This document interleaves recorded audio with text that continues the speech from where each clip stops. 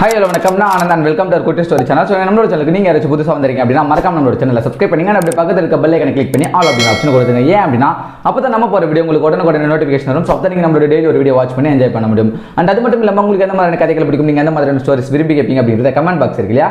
So அதில் comment பண்ணுங்க, நான் பார்த்து தெரிஞ்சுக்கிறேன். ஸோ இன்னைக்கான குட்டி கதை என்ன அப்படின்னு கேட்டிங்கன்னா, எது நல்ல நட்பு அப்படின்னு சொல்லக்கூடிய ஒரு அழகான டாப்பிக்கில் தான் ஒரு கதையை பார்க்க போகிறோம். சரி வாங்க கதைக்குள் வந்து கதைக்கலாம். Life is very short, Nanba. Always be happy. ஒரே ஒரு குட்டி கதை மட்டும் சொல்லிட்டு ஓடி போகிறேன். ஒரு காட்டில் ஒரு வேடன் ஒருத்தவன் இருக்கான். ஸோ இந்த வேடன் தன்னுடைய தொழிலை இம்ப்ரூவ்மெண்ட் பண்ணணும் அப்படிங்கிறதுக்காக என்ன பண்ணுறான் அப்படின்னா, ஒரு தவறான எண்ணம் கொண்ட இன்னொரு வேடன் கிட்ட போகிறான். ஸோ அந்த ஆள் யார் அப்படின்னா, எல்லாருமே ஸோ ஒரு சிலர் நேர்மையான வழியில் வேட்டையாடுறவங்க இருப்பாங்க. ஒரு சிலர் என்ன பண்ணுவாங்க அப்படின்னா, விஷவாயுக்களை பயன்படுத்தி வேட்டையாடுற திறன் கொண்டவங்களாம் இருப்பாங்க இல்லையா? அப்படியேப்பட்ட வேடன் தான் இன்னொரு வேடன். ஸோ அந்த வேடன் கிட்ட இந்த வேடன் தன்னுடைய கலையை மேம்படுத்தணும் அப்படிங்கிறதுக்காக அந்த வேடன் கிட்ட எந்த மாதிரியான செடிகளோடு எந்த மாதிரியான செடிகளை மிக்ஸ் பண்ணி அம்புகளுடைய முனைகளில் தடவுனா அந்த அம்பின் முனை விஷமாக மாறும் அப்படிங்கிறத கற்றுக்கிறதுக்காக இன்னொரு கெட்ட எண்ணம் கொண்ட வேடன் கிட்ட போகிறான். அந்த வேடனும் இது மாதிரியான இந்த செடிகளையும் அரைச்சி இதனை ஒரு 4 நாள் காய வச்சு அதனை வந்து அம்பில் முனையில் தடவி ஸோ அதை வந்து இந்த மாதிரி ஒரு எண்ணெயில் வந்து ஊற வச்சு ஸோ நம்ம எடுத்து அதை கொஞ்ச நாள் கழித்து அதை விட்டோம் அப்படின்னா அது எந்த அம்பு, அதாவது அது எந்த பறவைகளோ விலங்குகளோ எதன் மேல் படுதோ அது ரொம்ப உடனே ஸ்பாட்டில் இறந்துடும். அந்த அளவுக்கு அதனுடைய வீரியத்தன்மை அதிகமாக இருக்கும். அப்படிங்கிற விஷயத்துலேருந்து எல்லாமே அந்த வேடன் இந்த வேடனுக்கு சொல்லி கொடுக்குறான். இதை தெரிஞ்சுக்கிட்ட இந்த வேடன் என்ன பண்ணுறான் அப்படின்னா, அதே மாதிரியான இலைகளை பறித்து அந்த ப்ராசஸ் எல்லாமே எப்படி பண்ணணும் அப்படிங்கிறது எல்லாமே A to Z கற்றுக்கிட்டு அதே மாதிரி பண்ணி அந்த அவன் வச்சிருக்கக்கூடிய அம்புவின் முனையில் ஸோ அந்த மாதிரி அந்த லிக்யூடை தயாரி பண்ணி அந்த லிக்யூடில் அம்போடைய முனையை அதில் பட வச்சு ஸோ அதை காய வச்சு அந்த அம்பின் முனையை விஷமாக்கிட்டான். ஸோ இப்படி விஷமாக்கின வேடன் என்ன பண்ணுறான் அப்படின்னா, முதல்ல ஒரு சிங்கத்தின் மேலே பரிசோதிக்கலாம் அப்படிங்கிறதுக்காக அந்த அம்பு எடுத்து சிங்கத்து மேலே விடுறான். ஸோ அப்படி சிங்கத்து மேலே விடும்போது அந்த அம்பு மிஸ் ஆகிடுது. அவன் என்ன ஆகுறான் அப்படின்னா ரொம்ப டென்ஷன் ஆகுறான். இதே மாதிரி வேற ஒரு விலங்கு மேலே விடுறான், அதுவும் மிஸ் ஆகிடுது. இவனுக்கு வந்து அம்பே சரியாக எய்ம் பண்ணி விட தெரியல.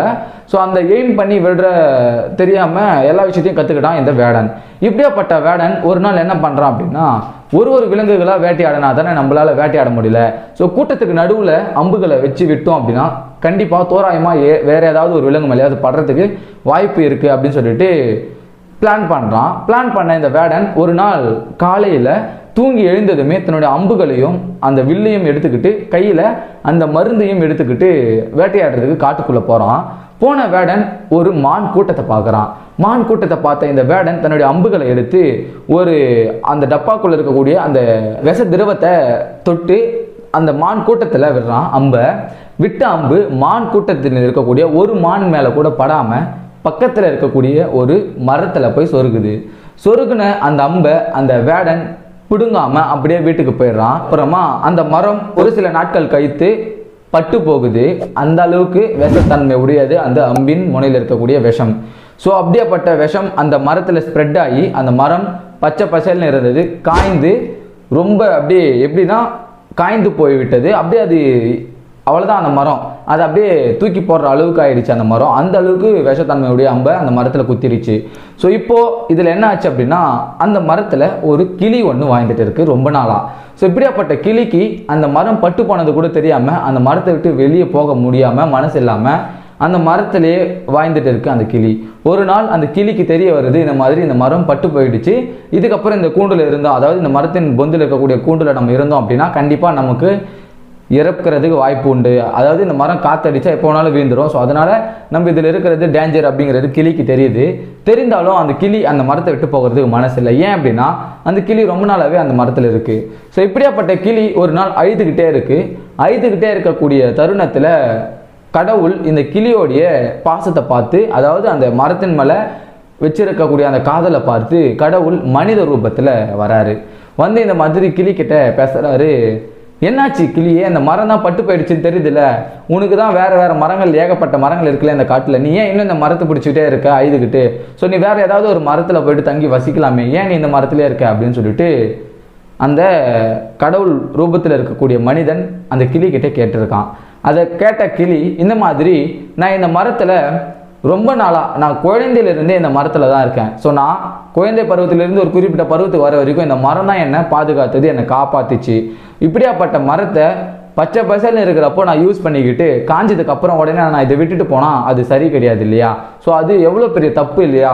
நான் எப்படி இதை விட்டுட்டு போவேன்? நான் வாழ்ந்தாலும் இறந்தாலும் இந்த மரத்திலே தான் வாழ்வேன், இந்த மரத்திலே தான் இறந்து போவேன். ஸோ இது என்னை எப்படி காப்பாற்றுச்சோ நான் அதே மாதிரி இதை காப்பாற்றணும்னு நினைக்கிறேன். பட் ஆனால் எனக்கு அந்த அளவுக்கு சக்தி இல்லை. இருந்தாலும் என் உயிர் போகிற வரைக்கும் நான் இந்த மரத்தை பொந்திலே தான் வாழ்ந்துட்டே இருப்பேன். இந்த மரத்தை நான் விட்டு கொடுக்க மாட்டேன், விட்டு போகவும் மாட்டேன். அந்த அளவுக்கு எனக்கு இம்பார்ட்டண்டான ஒரு மரம் இது அப்படின்னு சொல்லிச்சான் அந்த கிளி.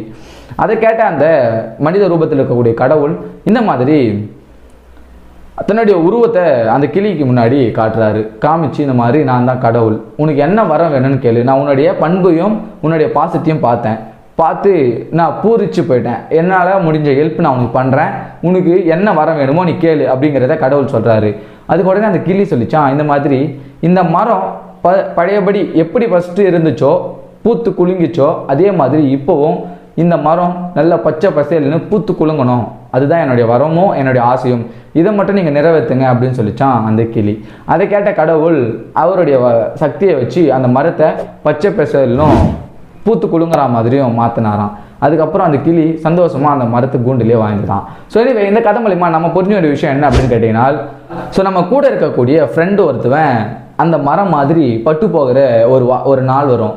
ஸோ அப்படி பட்டு போகிற நாள் வரும்போது அவன் பச்சை பசேல்னு இருந்த நாட்களில் நம்ம அவனை பயன்படுத்திக்கிட்டு, அவன் பட்டு போன நாட்களில் நம்ம அவனை கழட்டி விடக்கூடாது. இந்த கிளி எப்படி அந்த மரத்தை காப்பாற்றிச்சோ அதே மாதிரி தன்னுடைய நண்பனை காப்பாற்றுறதுக்கு ஒரு வாய்ப்பு உங்களுக்கு கிடைக்கும். ஸோ அந்த வாய்ப்பை நீங்கள் பயன்படுத்தி தன்னுடைய நண்பனுக்கு கை கொடுக்கணும் அப்படிங்கிறது தான் இந்த கதை மூலமா நம்ம தெரிஞ்ச வேண்டிய விஷயம்.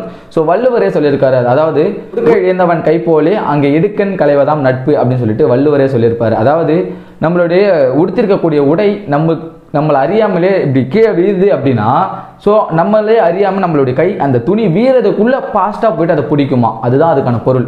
அந்த மாதிரி நம்மளுடைய நண்பனுக்கு ஒரு உதவி தேவை அப்படின்னு நமக்கு அவனுக்கு ஒரு ஆபத்து அப்படின்னு தெரியறதுக்கு முன்னாடியே நம்ம அடுத்த செகண்டில் அவனுக்கு ஹெல்ப் பண்ணணும், அதுதான் அந்த திருக்குறளுடைய பொருள். அதே மாதிரி ஸோ நம்ம நண்பனுக்கு யாராவது உதவி அப்படிங்கிறப்போ அவனை பயன்படுத்திக்கிட்டு தூக்கி போடக்கூடாது. ஸோ அவனுக்கு எப்போல்லாம் உதவி தேவைப்படுதோ, அவன் எப்போல்லாம் துன்பத்தில் இருக்கணும் அப்போல்லாம் கை கொடுக்குறவன் தான் உண்மையான நண்பன் அப்படிங்கிறது தான் இந்த கதை மூலமா நம்ம புரிஞ்சுக்க வேண்டிய விஷயம்.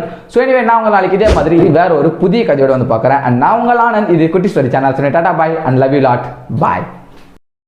Life is very short, Nanba. Always be happy.